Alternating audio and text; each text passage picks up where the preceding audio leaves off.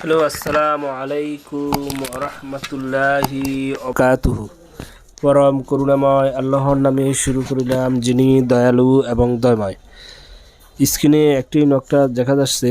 এই নকশাটি হচ্ছে ভালোবাসার মানুষকে কাছে আনার জন্য এবং দূরের মানুষকে কাছে আনার জন্য, অবাধ্যকে বাধ্য করার জন্য, ভালোবেসে প্রেমিকাকে কাছে হাজির করার জন্য, মনের মানুষকে কাছে আনার জন্য, দূরের মানুষকে কাছে আনার জন্য, স্বামী স্ত্রীকে বাধ্য করার জন্য, স্ত্রী স্বামীকে বাধ্য করার জন্য, অবাধ্য লোককে বাধ্য করার জন্য, কোনো ব্যক্তিকে আকর্ষণ করার জন্য, কোনো ব্যক্তিকে বশীভূত করার জন্য, কোনো ব্যক্তিকে বশ করার জন্য, কোনো মানুষকে বাধ্য করার জন্য, কোনো দূরের মানুষকে কাছে আনার জন্য, কোনো অবাধ্য লোককে বাধ্য করার জন্য, সর্বকাজে সর্বক্ষেত্রে ভালোবাসার মানুষের জন্য এই নকশাটি সবচেয়ে কার্যকারী, এমনকি 24 ঘন্টার মধ্যে ফলাফল ইনশাআল্লাহ।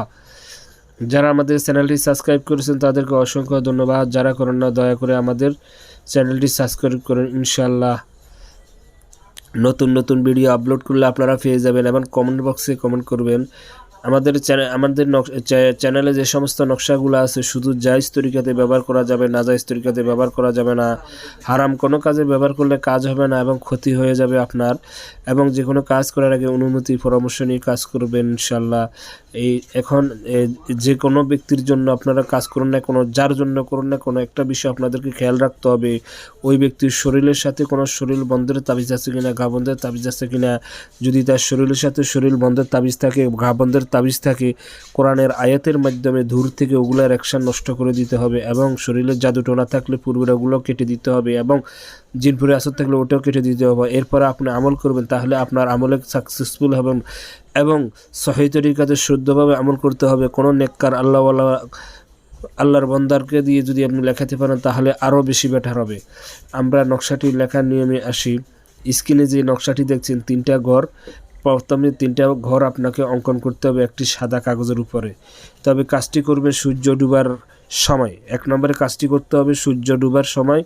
2 নম্বরে কাজটি করতে হবে ফাঁক পবিত্র অবস্থায়। 2 নম্বরে কাজটি করতে হবে ফাঁক পবিত্র অবস্থায়, অজু বানিয়ে, আগরবাতি জ্বালিয়ে, সুগরান জ্বালিয়ে, আতর জ্বালিয়ে, ঠিক আছে, আপনি কাজটি করতে হবে এবং যে কোনো সময় কাজটি করতে পারবেন, ঠিক আছে। এরপরে এই নকশাটি করার জন্য আরেকটা জিনিস প্রয়োজন হবে। আপনি যার জন্য করবেন, যে ব্যক্তির জন্য করবেন, তার মাথার চুল প্রয়োজন হবে। আপনি চেষ্টা করবেন যার জন্য করবেন, মহিলা হইলে মহিলার চুল, ছেলে হইলে ছেলের চুল আপনাকে সংগ্রহ করতে হবে। যদি যতটুকু সম্ভব হয় এটা চেষ্টা করবেন কাজটি, তাহলে সাকসেসফুল হবেন। ওই মহিলার চুল আনবেন অথবা পুরুষ হলে পুরুষের চুল আনবেন।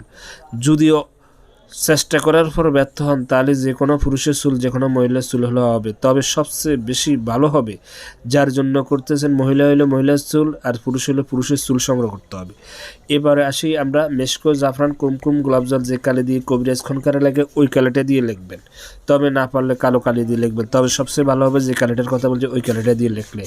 এরপরে আসেন, কাজটি করতে হলে আপনাকে আরবি, ইংরেজি, বাংলা মাস। আরবি মাসের প্রথম রবিবার, বৃহস্পতিবার, শুক্রবারে যদি করেন সবচেয়ে বেশি ভালো হবে। আরবি মাসের প্রথম দিকে এই দিনগুলো আসে। এই দিনগুলোতে লিখলে নকশাটি সবচেয়ে বেশি বেটার হবে। অন্য কোনো দিনে আপনি লিখতে পারবেন, তবে এই দিনগুলোতে লিখলে ভালো হবে। আসেন, এই নকশাটি লিখতে হলে আবার সূর্য ডুবার সময় লিখতে হবে। সূর্য ডুবার সময় লিখতে হবে।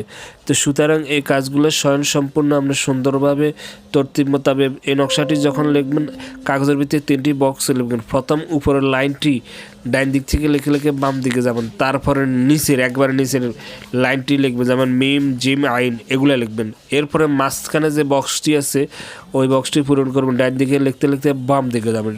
এই 3টি বক্স যখন পূরণ হয়ে যাবে তখন নিচে লিখবেন যার জন্য করেন, যে ব্যক্তির জন্য করুন না কেন, মেয়ে হলে মেয়ের নাম, মেয়ের মায়ের নাম, আপনার পিতার নাম,